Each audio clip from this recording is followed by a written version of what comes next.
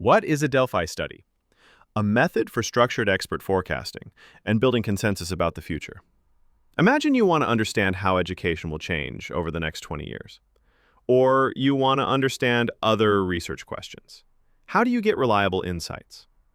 With the Delphi method, you ask a panel of experts, not just once, but in multiple rounds, anonymously. They give their opinions, receive feedback, and revise their views.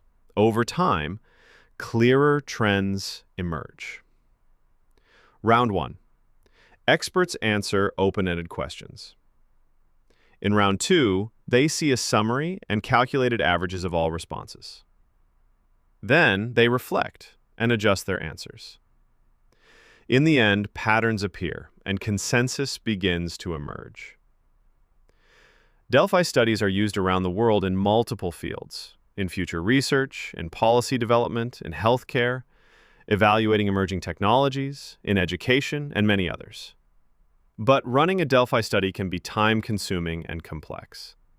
That's why we created Durvey.org, a smart platform to design, run, and analyze Delphi studies, all in one place. 3 tasks to get things done. Understand Delphi. Apply Delphi. And try Durvey.org today.